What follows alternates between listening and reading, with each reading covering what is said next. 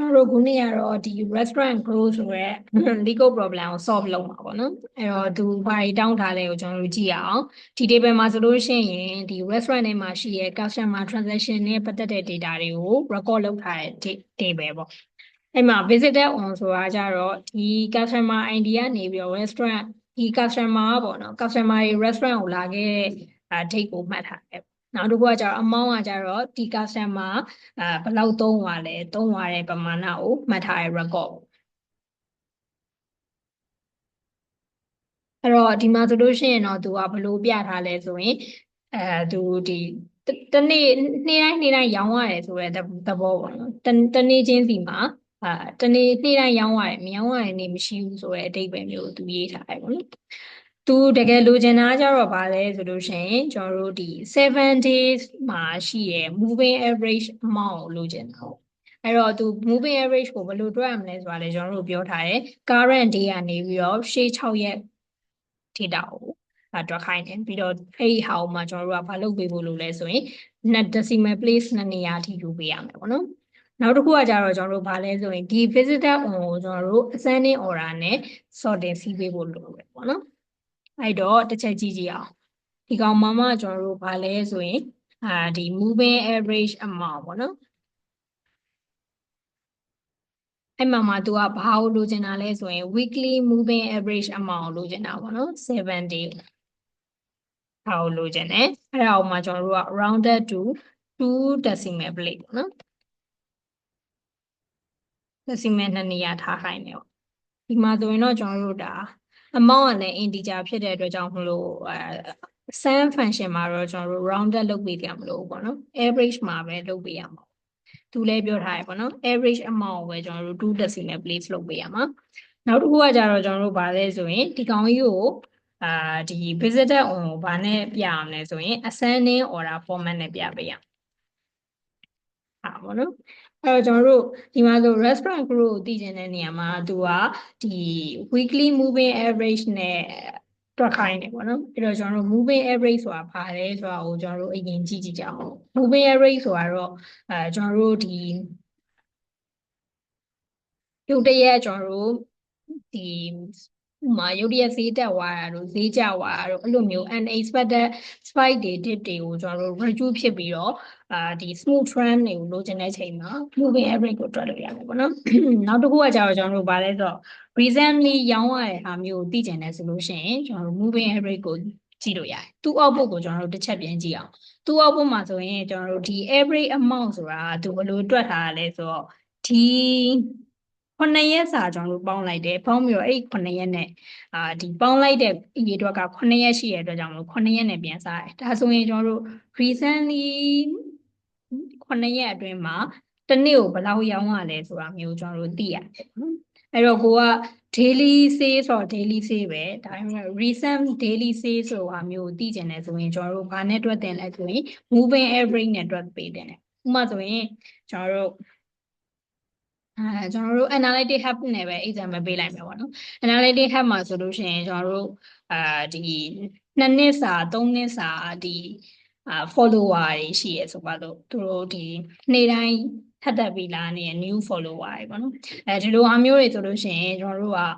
ဒီတစ်နေ့ကို follower ဘယ်လောက်ရှိလဲဆိုတာကိုသိဖို့ဆိုရင်ကျွန်တော်တို့ overall တွက်မယ်ဆိုရင်အကုန်လုံးကိုပေါင်းပြီးတော့စားအောင်ဒါပေမဲ့အဲ့လိုမဟုတ်ဘဲနဲ့ကျွန်တော်တို့ကနောက်ပိုင်းမှာဒီ content တင်တဲ့အပိုင်းတွေပဲဖြစ်ဖြစ်ဒီလိုဟာမျိုးတွေ page နဲ့ပတ်သက်တဲ့ဟာတွေကိုကျွန်တော်တို့ policy တွေချိန်လိုက်တယ်ဒါမှမဟုတ်ရင်လည်းကျွန်တော်တို့ schedule နဲ့တသက်မလုပ်လိုက်တယ်ဆိုပါလို့ဒီလိုမျိုးလုပ်လိုက်တယ်ဆိုလို့ရှိရင်ကျွန်တော်တို့ဒီလိုလုပ်လိုက်တဲ့အတွင်းမှာမှ daily follower ဘယ်လောက်ရလဲဒါမျိုးသိကျင်တယ်ဆိုရင်ကျွန်တော်တို့ကဥပမာ policy ချိန်တာ2လအတွင်းလား3လအတွင်းဒါဆို3လအတွင်းမှာရှိရဲကျွန်တော်တို့ daily follower ရတဲ့ဟာကိုသိကျင်တယ်ဆိုရင်ဒါဆိုရက်60အတွင်းမှာရှိရဲ moving average ကိုတွက်မှကျွန်တော်တို့ကမှန်မှာပေါ့နော်ဒီလိုမျိုးပေါ့အဲ့တော့ကျွန်တော်တို့ stakeholder request လုပ်ပြီးဆိုလို့ရှိရင်ကျွန်တော်တို့ကဥမာ daily sale ဆိုလို့ရှိရင် overall daily sale ကိုလည်းတွက်ပေးတင်တယ်နောက်တစ်ခုကကြတော့ကျွန်တော်တို့ဒီ time series တွေနဲ့ဒီ line chat တွေပဲဖြစ်ဖြစ် line chat နဲ့ပေါ့နော်အဓိကတော့ line chat ဆွဲကြည့်ပေါ့နော်ဆွဲကြည့်လို့မှဒီ trend တွေမှာ unexpected spike တွေ dip တွေဒါတွေရှိရဆိုလို့ရှိရင်ကျွန်တော်တို့ဒီ smooth ဖြစ်အောင်လို့ဒီ trend တွေကို present လုပ်တဲ့နေရာမှာလည်းသုံးလို့ရတယ်နောက်တစ်ခုကကြတော့ကျွန်တော်တို့ခုနကတော့ daily sale ပေါ့ daily sale ကိုသူသိကျင်တဲ့အချိန်မှာကျွန်တော်တို့ခုနောက်ပိုင်းဆိုရင် marketing campaign တွေ run ထားလားဘယ်လိုလုပ်ထားလဲဒါမှမဟုတ် policy တွေ change ဒါဆို policy change တာရဲ့ after နဲ့ before period ကခြားထဲမှာရှိရဲ့ average ကဘယ်လိုရှိလဲဒါမျိုးတွေပါကျွန်တော်တို့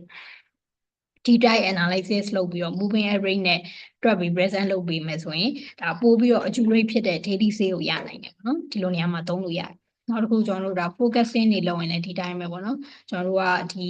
recent dip တွေ spike တွေကိုပါထည့်တွက်ပြီးတော့ comment နဲ့ဆိုရင်သိကြရဲအဲ့ comment နဲ့ prediction ကမှားနိုင်တယ်ပေါ့နော်အဲ့တော့ကျွန်တော်တို့ကပို့ပြီး smooth ဖြစ်သွားအောင်လို့မလုပ်ရလဲဆိုတော့ moving average တွေနဲ့တွက်ပြီးတော့ကျွန်တော်တို့trend ပေါ်မှာမူတည်ပြီးတော့ဥပမာ weekly ဖြစ်တယ်ဆိုရင်လည်းweekly moving average ကိုတွက်ပြီးတော့မှကျွန်တော်တို့ smooth ဖြစ်အောင်ရင်လုပ်ပြီးတော့မှ focusing လုပ်ရတယ်ပေါ့နော်ဒါကကျွန်တော်knowledge sharing အနေနဲ့ moving average လေးအကြောင်းပြောပြတာပေါ့နော်ဒါဆို moving average နဲ့ပတ်သက်ပြီးရမယ်ထင်ပါတယ်ဒါကြောင့်မလို့ဒီ restaurant code မှာဆိုလို့ရှိရင်လည်းသူကဘာတောင်းတာလဲဆိုရင် weekly ကိုတောင်းတာပေါ့နော်အဲ့တော့ဒီလွန်ခဲ့တဲ့ recent 7 day အတွင်းမှာဆိုလို့ရှိရင်ကျွန်တော်တို့ရဲ့ average amount တွေကဘယ်လိုဖြစ်သွားလဲဒါမျိုးတွေကြည့်လို့ရတယ်အဲ့တော့တစ်ချက်ကြည့်အောင်ပေါ့နော်အဲ့တော့ကျွန်တော်တို့ကဒီ visitor on ထားတဲ့ date ကနေပြီးတော့နောက်ထပ်9ရက်ဆိုတော့ကျွန်တော်တို့ခုလက်ရှိရောက်နေတဲ့ date က606ရက်ကိုပေါင်းပေးရမှာပေါ့အဲ့တော့အဲ့လိုမျိုးအတွက်ဆိုလို့ရှိရင်ဘာ function ကိုသုံးလို့ရလဲဆိုတော့ဒီ aggregate နဲ့ဒီ aggregate window တွေနဲ့တွဲသုံးလို့ရတယ်ကျွန်တော်တို့ row between လို့ function ကိုသုံးလို့ရတယ်ပေါ့နော်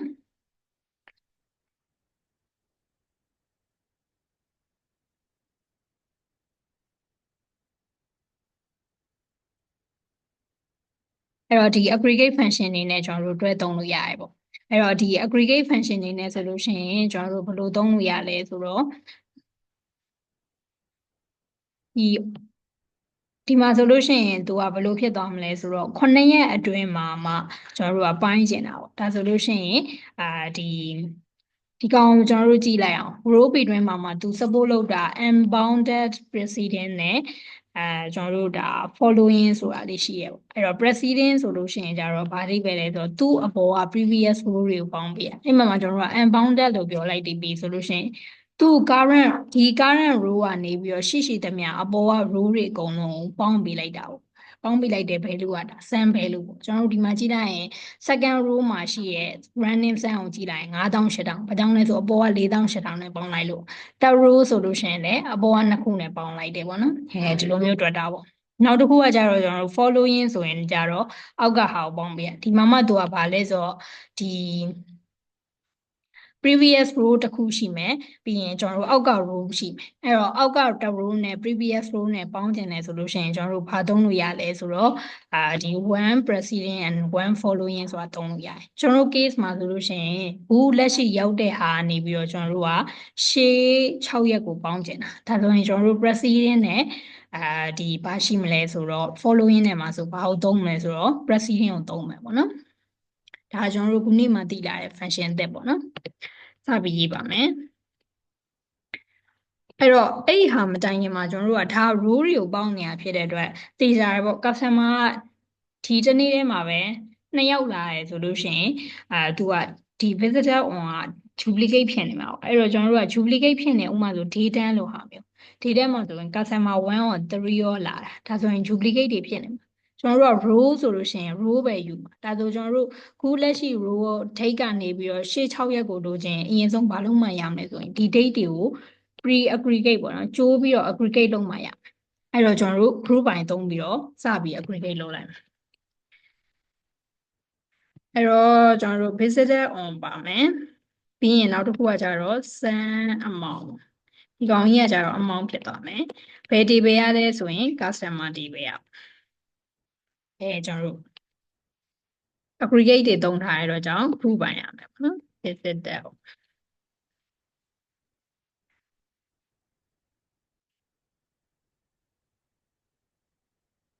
ဒါဆိုရင်ရမယ်ပေါ့ ဒါဆိုရင်သူဒီမှာ sorting စီးပေးသွားတယ် sorting စီးပေးသွားရအောင်ဖြစ်တယ်ကျွန်တော်တို့ visitor online aggregate လုပ်ပြီးသွားတယ်ဒါအောင်မှကျွန်တော်တို့ကပြန်ပြီးတော့ပေါင်းသွားမှာအဲ့တော့ပေါင်းနေတာဆိုတော့ကျွန်တော်တို့သူတို့ကို table တွေကိုထည့်လိုက်မယ်ဒီ table ကြီးကိုပြန်ခေါ်သုံးမှာဖြစ်တဲ့အတွက် cd တွေကိုထည့်သုံးလိုက်မယ်ပေါ့နော်အဲ့တော့ဒီမှာဆိုရင်လည်းကျွန်တော်တို့ဒါဟိုဘာလုပ်ပေးလိုက်မလဲဆိုရင်ဒါ daily sale ပေါ့နော်နေ့စဉ်ရောင်းအားပေါ့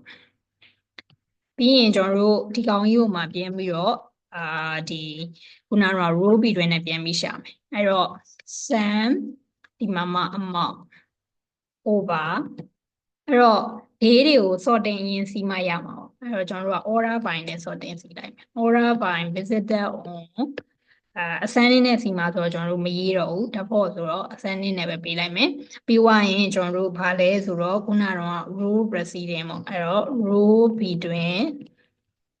6ခုပေါ့နော်အဲ့တော့6 preceding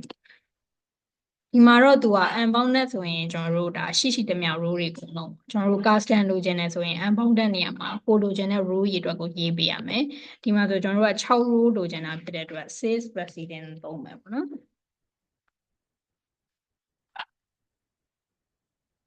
ပြီးရင်ခုလက်ရှိ row နဲ့data ပေါ့နော်ဒီကောင်ကြီးကကြတော့ကျွန်တော်တို့ဘာဖြစ်မလဲဆိုရင် amount ပေါ့နောက်တစ်ခုကကြတော့ average ပေါ့နော်အဲ့တော့ average ကကြတော့ကျွန်တော်တို့ရဲ့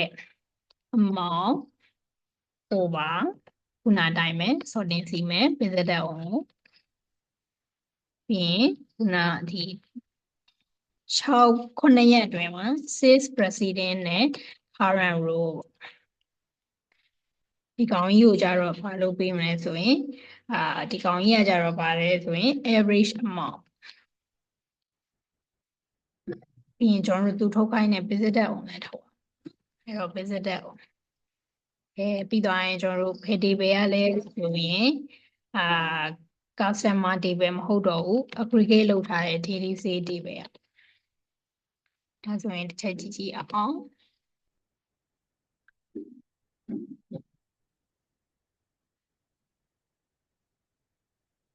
ဟိုကျွန်တော်တို့ average မဟုတ် average နဲ့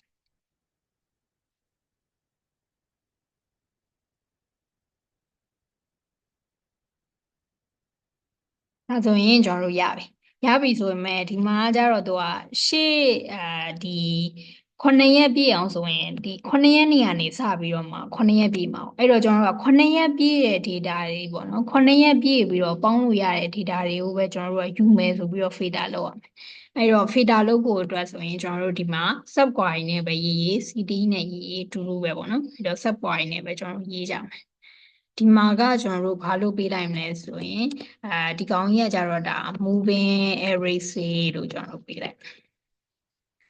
ပြီးရင်ဒီကောင်ကြီးကိုမှကျွန်တော်တို့ကဘာနဲ့ထပ်ပြီးတော့လုပ်မလဲဆိုရင်ဒီအကုန်လုံးကိုကျွန်တော်တို့ကထုတ်လိုက်မယ် moving array ပေါ့နော်ဒါပေမဲ့ filter ကြတော့ကျွန်တော်တို့ဘာနဲ့ filter မလဲဆိုရင်ခုနကပြောတယ်ကျွန်တော်တို့minimum date ကိုမှ6ရက်ပေါင်းလိုက်တယ်ဆိုရင်အဲ့6ရက်ပေါင်းလိုက်တဲ့ date ထက်ကြီးရဲ့ဟာတွေသူနဲ့ညီရဲ့ဟာတွေပဲကျွန်တော်တို့ကယူမယ်ဆိုပြီးတော့ပေးလိုက်မယ်ဒါဆိုရင်ကျွန်တော်တို့ဘာ function သုံးလို့ရလဲဆိုတော့ date at function ကိုသုံးလို့ရတယ်ဒါဆို date at မှာကျွန်တော်တို့က minimum date ကိုပေးလိုက်မယ်ပြီးရင်ဘယ်နှစ်ရက်ပေါင်းမယ်ဆိုတော့ interval day ကိုသတ်မှတ်လိုက်မယ်ပေါ့နော်ဒါပေါ့အဲ့တော့ကျွန်တော်တို့ဒီမှာက visitor on ပေးလိုက်မယ်ဒီ visitor on ထက်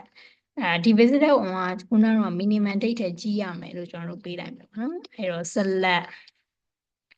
minimum ဘာဖြစ်မလဲဆိုရင် visitor on ဒီအောင်မှကျွန်တော်တို့ကတရက်နဲ့သွားမှာပေါ့နော်အဲ့ဒါအောင်မှတရက်ပေါင်းမယ် interval 1 day ဒီမှာသူပေါင်းလို့ရတဲ့ဟာတွေဒီ interval type တွေတော်တော်များအကုန်လုံးပါပေါ့နော်ပေါင်းလို့ရတယ်ဒီကောင်လေးနဲ့ပေါင်းလို့ရတယ်ကျွန်တော်တို့ပေါင်းကျင်တာ day ပဲရှိတယ် day ပဲပေါင်းကျင်တာဖြစ်တဲ့အတွက်ဒီမှာ day ပဲရေးရပါတော့ interval 1 day ပြီးရင်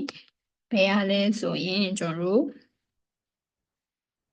daily sale တွေရပါတော့ daily sale တွေယူလိုက်အဲ့ရမယ်ထင်တယ်ကျွန်တော်တို့ run ကြည့်အောင်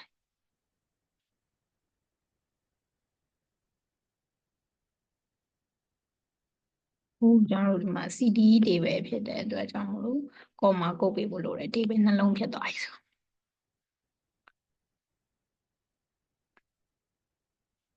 ဒီမှာကျွန်တော်တို့ဒါခွင့်ခတ်ပေးဖို့လိုတယ်ပေါ့နော် sub query ဖြစ်တဲ့အတွက်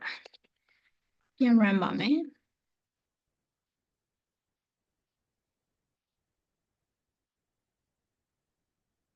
အဲ့တော့ကျွန်တော်တို့ဒီမှာကဘာလဲဆိုတော့ကျွန်တော် interval 1 day ကျွန်တော်တို့ဘယ်နှစ်ရက်ပေါင်းအောင်မလို့6ရက်ပေါင်းအောင်ပါနော်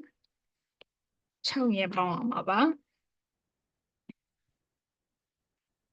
still wrong answer ပဲပေါ့နော်အဲ့တော့ဒီမှာ6ရက်ပေါင်းမိမယ်ဘာလို့လဲဆိုတော့ wrong မလုပ်ရသေးလို့ပေါ့သူ2 decimal place လို့ပြောထားတယ်အဲ့တော့ကျွန်တော်တို့ wrong လုပ်ပါမယ်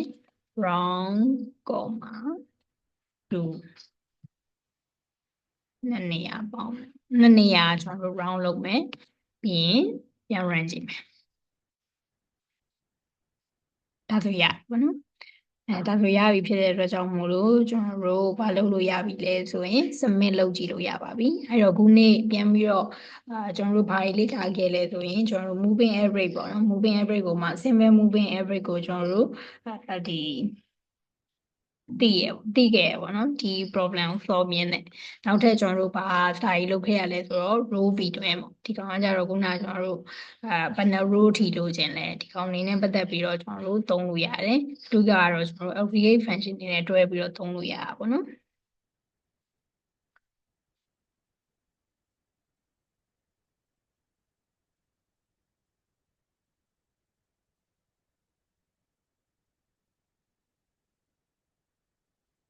ပြီးတော့အစကကျွန်တော်တို့မတိုင်ခင်အထိ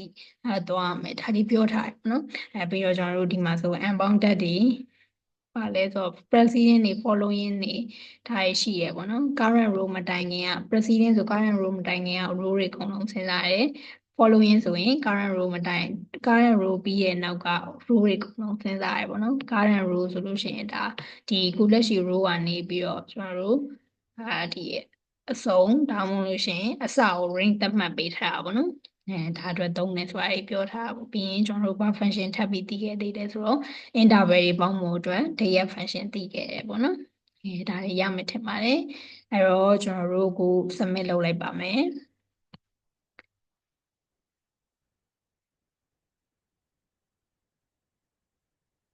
ခုနေ့ sharing လုပ်ပေးနေတာတော့ဒီလောက်ပါပဲခုနေ့ကျွန်တော်9နာရီကိုထက်